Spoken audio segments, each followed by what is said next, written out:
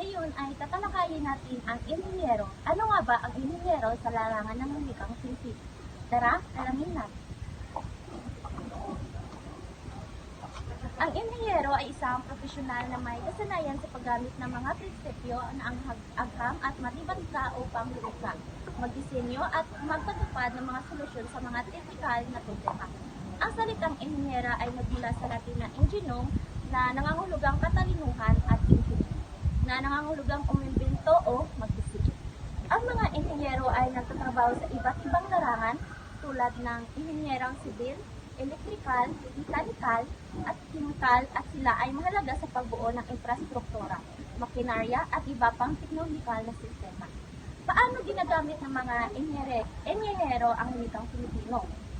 Sa konteksto ng Pilipinas, ang paggamit ng wikang Filipino sa larangan ng inhinyero ay nagiging mahalaga dahil ito ay nagbibigay daan para mas malawak na pag-unawa at komunikasyon sa mga estudyante at profesional. Ayon sa impormasyon na ibinigay, maraming mag-aaral ang nahihirapan kapag ang leksyon ay nasa Ingles dahil ito ay ang kanilang pangunahing wika. Sa pamamagitan ng paggamit ng Filipino, ang mga inhinyero at guro ay maaaring mas epektibong maipahayag ang kanilang ideya at kaalaman gamit ang wikang mas familiar sa kanilang mga estudyante. Sa kabuuan, ang paggamit ng wikang Filipino sa inhinyerera ay hindi lamang tungkol sa isang pagsasaling wika, kundi pati na rin ang tungkol sa pagpapabuti ng kalidad ng edukasyon at pag-unawa sa larangan ito. So we just got everything is going as scheduled and the quality of the construction so I'll show you around. So ito yung site office namin. From here you can see every single part of the development. You can see all the steelworks here. Look at that footing kung gaano siya kalaki. Hindi nakikita natin to sa mga high-rise buildings. But we're building to a higher standard. So we just wanted everything to be extra safe. So everything on the top layer we're building now. We are actually building about 17 houses simultaneously. The first, we'll have our construction meeting. Doon tayo nagmi-meet so that makikita talaga natin kung ano mga nangyayari with stop it from happening. We have a very good team of engineers, quality control, different trades.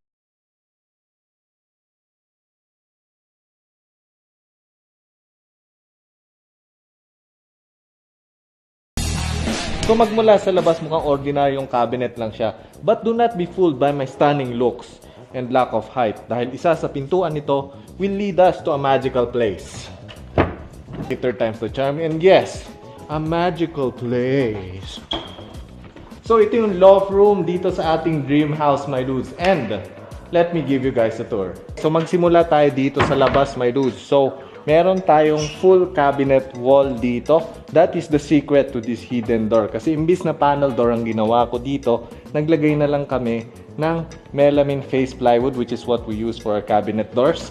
And nagpalagay ako ng mga grooves doon para imimik niya yung iba nating normal cabinet doors tulad nito. Ayan. Do not worry, maglalagay pa tayo ng cabinet handles. Our nails will be safe. But for now, ayan.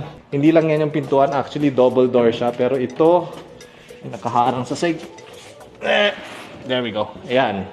There. Double door. For what is that?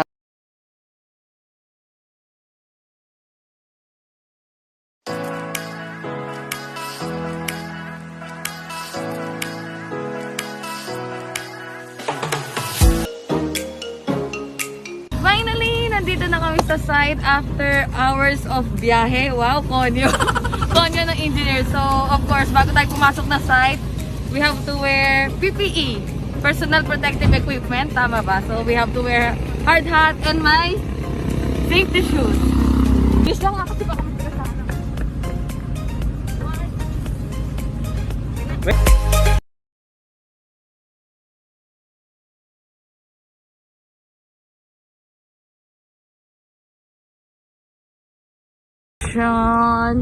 The steel pole para sa Batbang substation, and makikita nyo hindi pa siya energized, ibig sabihin wala pang kuryente kasi hindi pa tapos yung project.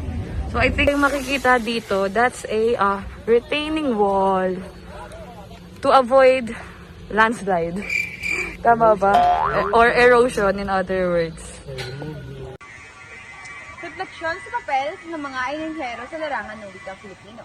Ang mga inhinihero ay may mahalagang papel sa pagpapalaganap, pagpapanatili at pagpapalakas ng wikang Filipino, lalo na sa konteksto ng kanilang propesyon.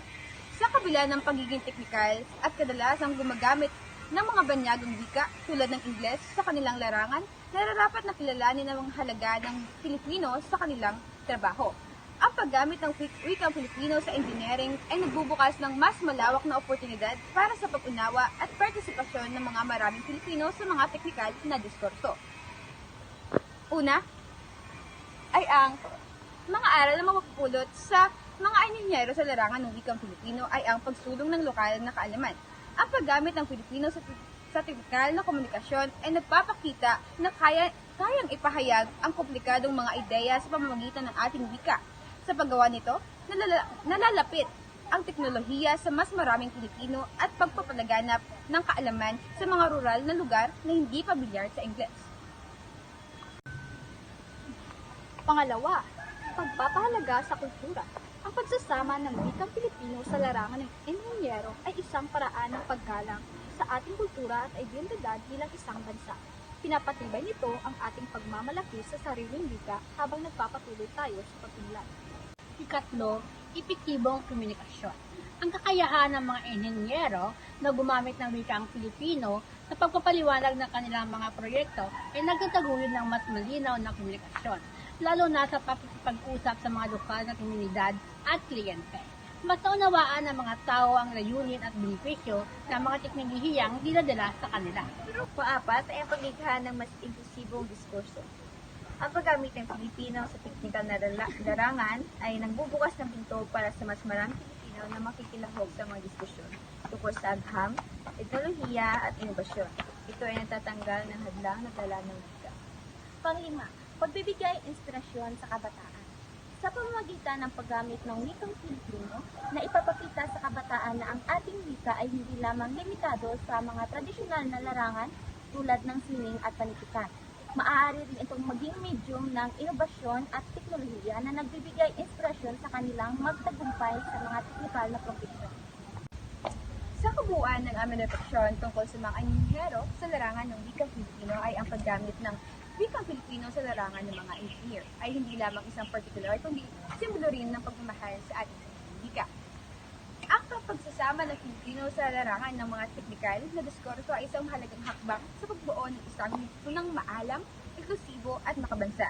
Ang mga inhinyero ay hindi lamang takapagbuo ng mga struktura at sistema, sila rin ay tagapagtaguyod ng ating kultura sa pamamagitan ng paggamit at pagpalaganap ng ating sariling wika. At ito ang inhinyero sa larangan ng wikang Filipino.